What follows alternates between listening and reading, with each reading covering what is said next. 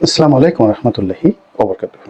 সম্মানিত দর্শক, রাজনীতির জটিল আবর্তে হঠাৎ করে ডক্টর মোহাম্মদ ইউনূসের সঙ্গে বিএনপির যে সম্পর্ক, এই সম্পর্কে এখন তলানিতে ঠেকেছে। যদি তলানি বলি কেবলমাত্র, সেটাও ঠিক ন্যায্যভাবে বলা হবে না। আপনি এটিকে তলানি এবং দা কুমড়া বা সাপে নেউলের যে সম্পর্ক, এই সম্পর্কের ঠিক মাঝামাঝি একটি সম্পর্ক বলা যেতে পারে। ডক্টর মোহাম্মদ ইউনূস যে সময়টিতে ক্ষমতায় এসেছিলেন, তখন সারা বাংলাদেশের মানুষ আনন্দে উদ্বেলিত হয়েছিল। সবাই স্বাগত জানিয়েছিল এবং সঙ্গত কারণে বিএনপির আনন্দের মাত্রাটা ছিল অনেক অনেক বেশি। কারণ কি? কারণ হলো, সেই 2006 সন থেকে বিএনপি নামক যে দলটি এবং তাদের কোটি কোটি নেতাকর্মী যে সীমাহীন জুলুম অত্যাচারের মধ্যে দিন যাপন করছিলেন, সেটি কোনো মতেই শেষ হচ্ছিল না। প্রায় প্রতিদিনই তাদের উপর একটা কেয়ামতের আযাব নাজিল হতো। প্রথম দিকে 111-এর সরকার, এবং সেই 111-এর সরকারের পর আবার যখন আওয়ামী লীগ এলো গণতন্ত্রের সেই পতাকা উড়িয়ে, তখন বিএনপির উপরে শুরু হলো ঠিক সেই আদিম বর্বরতা বলতে যা বোঝায়, যেটি 1/11-র সময়ও হয়নি। 1/11-র সময় যে জুলুম এবং অত্যাচার, সেটি আপনি স্পেসিফাই করতে পারতেন, সুনির্দিষ্টভাবে বলতে পারতেন। যেমন দেখা গেল তারেক রহমান সাহেবকে, আরাফাত রহমান কোকোকে, এরপর বেগম খালেদা জিয়াকে, বিএনপির শীর্ষ কতিপয় নেতৃবৃন্দকে, কিছু শীর্ষ ব্যবসায়ীকে জুলুম অত্যাচার করা হয়েছিল। কিন্তু আওয়ামী লীগের জমানাতে, বিশেষ করে 2014 সনের পর, এটি এত ব্যাপক আকার ধারণ করে যে আওয়ামী লীগের অত্যাচারের কারণে বিএনপির প্রায় প্রতিদিনই মনে হচ্ছিল আজ বোধহয় কিয়ামত হয়ে যাবে এবং আজকেই বোধহয় একটা বিভৎ সময় জীবন। এবং এভাবে তাদের চলছিল সেই 2014 থেকে একেবারে 24 পর্যন্ত। তাদের একটা বিরাট অংশ পালিয়ে কাটাতুন, বিরাট অংশ জেলে, নিয়মিত জেলে তাদের ঠিকানা হয়ে গিয়েছিল।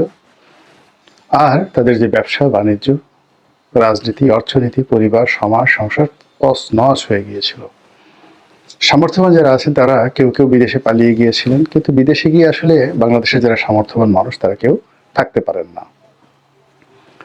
ফলে কি হলো, বিএনপি মনে প্রাণে চাচ্ছিল যে শেখ হাসিনার পতন হোক, এমনকি যদি সামরিক শাসন আসে বা এমন কোনো শাসন আসে যে শাসন 5 বছর, 6 বছর, এমনকি 10 বছর যদি চালায়, তবুও বিএনপির কোনো আপত্তি নেই। তারা কেবলই মাত্র আওয়ামী অত্যাচার থেকে রক্ষা পেতে চাচ্ছিল। তো ফলে ডক্টর মোহাম্মদ ইউনূসের যে আগমন, এই আগমনটিতে বাংলাদেশের যদি কোনো সংগঠন, সম্মিলিতভাবে কোনো সংগঠন আনন্দ লাভ করে থাকে, সেটি ছিল বিএনপি। কিন্তু বিএনপির সে আন্দোলন আসলে দীর্ঘস্থায়ী হয়নি। এর মূল কারণ যে ডক্টর মোহাম্মদ ইউনূসের সঙ্গে তাদের যে দাকুড়া সম্পর্ক, তা নয়। এখানে বিএনপি যে জিনিসটা আশা করেছিল, সেটি হলো যে সরকার পরিচালনায় তাদের সঙ্গে একটি নিয়মিত যোগাযোগ, একটি নিয়মিত পরামর্শ এবং একটি অংশগ্রহণমূলক সরকার ব্যবস্থা থাকবে। কিন্তু সেটা হয়নি। 2 নম্বর হলো যে ডক্টর মোহাম্মদ ইউনূস যেভাবে একটি প্রাইভেট কর্পোরেশন, যেমন তার গ্রামীণ ব্যাংক, তার গ্রামীণ ফোন কিংবা তার একান্ত ব্যক্তিগত অফিস যেভাবে চালান, ঠিক ওইভাবে তিনি এই রাষ্ট্র পরিচালনা করার চেষ্টা করে যাচ্ছেন। তিনি তার একান্ত আপনজন, যাদের যোগ্যতা অভিজ্ঞতা নিয়ে প্রচুর অভিযোগ রয়েছে, সেই একান্ত আপনজনদেরকে তিনি ক্রমশই ক্ষমতা থেকে ক্ষমতাধর ব্যক্তিরূপে নিজের কাছে টেনে নিয়েছেন। আর রাষ্ট্র পরিচালনার ক্ষেত্রে যেটি দরকার সেটা হলো ট্রান্সপারেন্সি, স্বচ্ছতা, তারপর জবাবদিহিতা এবং স্পষ্ট কথাবার্তা। যেমন শেখ হাসিনা, আপনি ধরুন যত কথাই বলুন না কেন, আপনি শেখ হাসিনার মুনাফিকই কম পাবেন। তার মধ্যে যেটা আছে, সে কাউকে ক্ষতি করতে চাইলে সেভাবে ক্ষতি করত, আর উপকার করতে চাইলে তিনি সেভাবে উপকার করতে পারতেন এবং আপনি তাকে বুঝতে পারতেন যে সে আসলে কি করতে যাচ্ছে। কিন্তু দেশ বিদেশ চড়িয়ে খাওয়া ডক্টর মোহাম্মদ ইউনূস এখানে তার এই গত 4 মাসের অধিক সময় ধরে তিনি কেবলই এখানে কূটনীতির চাল চেলেছেন। এমনভাবে কথা বলেছেন, ধরি মাছ নাসুই পানি, এমনভাবে হেসেছেন, এমনভাবে এমন জায়গাতে গিয়েছেন, এটি আসলে আমাদের রাজনীতিতে স্বাভাবিক না, অস্বাভাবিক। এত ডিপ্লোমেসি বাংলা রাজনীতি পছন্দ করে না। ফলে তার প্রতি মানুষের যে আস্থা এবং বিশ্বাস, এটা অনাস্থা এবং অবিশ্বাসে পরিণত হয়েছে। আর দ্বিতীয়ত যেটা আছে সেটা হলো বিএনপি যেটা চাচ্ছিল যে তাদের যে মামলা মোকদ্দমাগুলো খুব দ্রুত নিষ্পত্তি হয়ে যাবে, খুবই দ্রুত, এবং এটা ইউনূস সরকার ইচ্ছা করলে 1 সপ্তাহের মধ্যেই কাজটি করতে পারতেন। কিন্তু অজানা কারণে বিএনপি সারা বাংলাদেশের নেতাকর্মীদের বিরুদ্ধে যে লক্ষ লক্ষ মামলা, এগুলো গত 4 মাসের কোনো মামলার দফা রফা হয়নি। বিএনপি তালিকা তৈরি করেছে, সরকারের কাছে দিয়েছে, কিন্তু ওরকম এখন পর্যন্ত কার্যকর কোনো ব্যবস্থা নেওয়া হয়নি। এর বাইরে প্রশাসনের বিভিন্ন যে গুরুত্বপূর্ণ পদে রদবদল হয়েছে, যদি এমন হতো যে সব দলীয় লোকদেরকে বাদ দেওয়া হয়েছে, অর্থাৎ আওয়ামী লীগের সব দলীয় লোকদেরকে বাদ দেওয়া হয়েছে, জামাতের লোকদেরকে বাদ দেওয়া হয়েছে এবং ধরে ধরে যোগ্য লোকদেরকে যোগ্য পদে নিয়োগ দেওয়া হয়েছে, তাহলে হয়তো বিএনপি কোনো অভিযোগ করতেন না। কিন্তু অবস্থা দৃশ্যে দেখা গেল যে আওয়ামী লীগের অনেক লোক শুধুমাত্র খোলস পাল্টিয়ে কারো আত্মীয়তার পরিচয় কিংবা বড় কোনো লেনদেনের বিনিময়ে তারা বড় বড় পদে নিজেদেরকে বসিয়ে রেখেছেন। দ্বিতীয় যে জায়গাগুলো একেবারে সেন্সিটিভ জায়গাগুলো, এগুলো জামাতের যারা লোকজন রয়েছেন তারা এগুলো আলটিমেটলি দখল করে ফেলেছেন।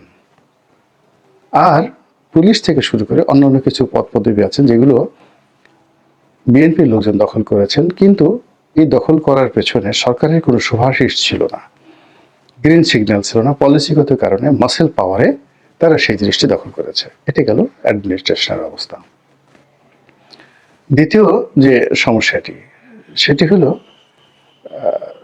সারা বাংলাদেশে মাঠ ঘাট পথ থেকে শুরু করে সব কিছু বিএনপির যারা লোকজন, বিশেষ করে বিএনপির যে সমস্ত অসৎ লোকজন, তারা আলটিমেটলি দখল করে ফেলেছেন।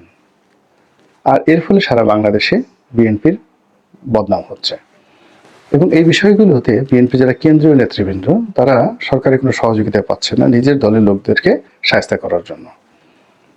আর সরকারও এই বিষয়গুলোতে বলতে গেলে একেবারে চোখ বুজে আছে যে আরও কয়েকটা দিন যাক, দেখি না কি হয়, দেখি বিএনপি কতদিন জনপ্রিয়তা নিয়ে টিকে থাকতে পারে। ফলে কি হলো, বিএনপির যারা লোকজন তারা মনে করছে যে সরকার এমন কিছু করছে যাতে করে বিএনপির সম্মানহানি হয়, মর্যাদাহানি হয় এবং বিএনপি দীর্ঘমেয়াদের রাজনীতিতে কলুষিত একটি রাজনৈতিক দল হিসেবে প্রতিষ্ঠা পায়। এই জিনিসগুলো যখন ডক্টর মোহাম্মদ ইউনূসের পক্ষ থেকে করা হচ্ছে, তখন বিএনপি তার যে সমর্থন এই সরকারের প্রতি, সেই সমর্থনকে উল্টে দিয়ে তারা এখন খুব দ্রুত নির্বাচন চাচ্ছে এবং বিএনপি জানে যে নির্বাচন তার সে যেভাবে হোক না কেন এটি বিএনপির জন্য ইতিবাচক, অর্থাৎ বিএনপি এমনকি 300 সিটেও যদি বিএনপি জিতে যায় এটা অস্বাভাবিক কিছু নয়। এখন এখানেও নানা রকম কূটনীতি চলছে, ছলচাতুরি চলছে, নানা রকম সেই 9-6 করার চেষ্টা হচ্ছে ইত্যাদি আরো অনেক কিছু, যেটি বিএনপি কোনো অবস্থাতেই মানতে পারছে না। এবং সবচেয়ে বড় ব্যাপার হলো যে অনেক ছোট ছোট রাজনৈতিক দল, অনেকগুলো রাজনৈতিক দল এই গত কয়েকদিনে নিবন্ধন পেয়েছেন। অনেকগুলো রাজনৈতিক দল যারা বিএনপির অফিসে ঢুকতেও পারতেন না, এখন তারা দেখা গেল ডক্টর মোহাম্মদ ইউনূসের সরকারের খুবই গুরুত্বপূর্ণ ব্যক্তি হয়ে উঠেছেন। তাদেরকে ডাকা হচ্ছে, তাদেরকে বসা হচ্ছে, তাদের কাছে পরামর্শ করা হচ্ছে এবং বিএনপির বড় বড় নেতাদের পাশে তাদেরকে বসিয়ে যেভাবে তাদেরকে গুরুত্ব দেওয়া হচ্ছে, এতে করে বড় রাজনৈতিক দলগুলো অপমানিত হচ্ছে আর ছোট ছোট রাজনৈতিক দলগুলো তারা অহমিকা দ্বারা, যাকে বলা হয়, বাংলাদেশের রাজনীতিকে কলুষিত করে ফেলছে। তারা বিএনপিকে সাজেশন দিচ্ছে এবং নানা রকম কটূক্তি করছে। এটি একটি রাজনৈতিক দল হিসেবে বিএনপির জন্য খুবই অবমাননাকর। এর বাইরে কিছু ছোট ছোট রাজনৈতিক দল আছে যারা বিএনপিকে জিম্মি করার চেষ্টা করছে, নানা রকম ভয় দেখাচ্ছে, ভীতি দেখাচ্ছে। এর কারণ হলো তারা বলছে আমরা অমুকের সাথে আমাদের পরিচয় আছে, তমুকের সঙ্গে আমাদের ঘনিষ্ঠতা আছে, আমরা এটা করেছি ওটা করেছি, এসব নানা রকম কাণ্ড কারখানা করে তারা পুরো বিএনপির রাজনীতিকে এমন একটা জায়গাতে নিয়ে এসেছে যে বিএনপির শীর্ষ নেতারা ছোট ছোট রাজনৈতিক দলের ছোট ছোট নেতাদের হাতে পায়ে ধরার মতো একটা অবস্থা তৈরি হয়ে গিয়েছে। রাজনীতির যে ময়দান, এখানে যে পরিপক্ক কথাবার্তা হয়, এখানে দীর্ঘদিন যারা বিদগ্ধ রাজনীতিবিদ রয়েছেন, যাদের কথা শুনতে, যাদের নেতৃত্বে লোকজন পরিচালিত হতে স্বাচ্ছন্দ্য বোধ করে, তাদের পরিবর্তে এমন সব তরুণ, যুবক, অজানা লোকজন রাজনীতির ময়দানে নেতৃত্বের পর্যায়ে চলে এসেছে, যা কিনা প্রতিটি মানুষকে অস্থির করে তুলছে, প্রতিটি মানুষকে রাগান্বিত করে তুলছে, ক্রোধান্বিত করে তুলছে, এবং ইতিমধ্যেই অনেকগুলো পদ, অনেকগুলো পদবি, অনেকগুলো নাম রীতিমতো গালাগালিতে পরিণত হয়েছে। আপনারা যারা সামাজিক মাধ্যমে নিয়মিত সময় কাটান, তারা খুব ভালো করে জানেন যে এই সরকারের যারা উপদেষ্টা, তাদেরকে নিয়ে জনগণ কি ধরনের বাজে মন্তব্য করছেন। আবার এই যে যারা বিপ্লবী সমন্বয়ক, তাদেরকে নিয়ে লোকজন কি ধরনের কথাবার্তা বলা শুরু করেছেন। সত্য মিথ্যা বড় কথা নয়, কিন্তু সমন্বয়কদের ব্যক্তিগত জীবন, তাদের চালচলন এবং এই শব্দটিকে ব্যবহার করে মানুষ যাকে বলা হয় অশ্লীল এবং অশ্রাব্য ভাষায় যেভাবে গালাগাল দিচ্ছে, ওভাবে আসলে ছাত্রলীগকেও গালাগাল দেওয়া হয়নি, ওভাবে আওয়ামী লীগকেও গালাগাল দেওয়া হয়নি, কিংবা জয় বাংলাকেও ওইভাবে মানুষে গালাগাল দেয়নি। এখন কিছু কিছু মানুষকে নিয়ে এইভাবে গালাগাল দেওয়া হচ্ছে।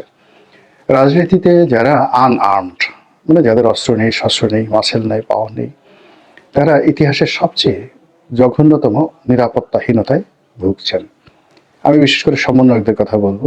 তাদের জীবন, চাল চলন সবকিছুই এখন ঝুঁকির মধ্যে।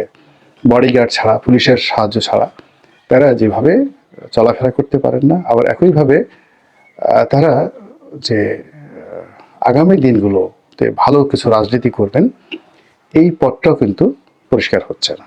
আর অন্যদিকে সরকারে যা হয়, সরকারের ঘাড়ের উপর সবসময় বিভিন্ন রাষ্ট্রীয় সংস্থা, গোয়েন্দা সংস্থা তারা ভর করে। তারা হয়তো ডক্টর মোহাম্মদ ইউনূস সরকারকে নানা রকম প্রলোভন দিচ্ছে, নানা রকম তাদেরকে আশ্বাস দিচ্ছে, এবং সেই আশ্বাসের প্রেক্ষিতে আমাদের যে রাজনীতি, সেই রাজনীতির ময়দানটা ক্রমশ জটিল থেকে জটিলতর হচ্ছে, এবং সেই জটিল রাজনীতিতে বিএনপি এবং ডক্টর ইউনূসের যে সম্পর্ক, এই সম্পর্কটি ক্রমশ অবনতির দিকে যাচ্ছে। আল্লাহ আমাদের সবাইকে হেদায়েত দান করুন এবং হেফাজত করুন। আসসালামু আলাইকুম ওয়া রাহমাতুল্লাহি ওয়া বারাকাতুহু।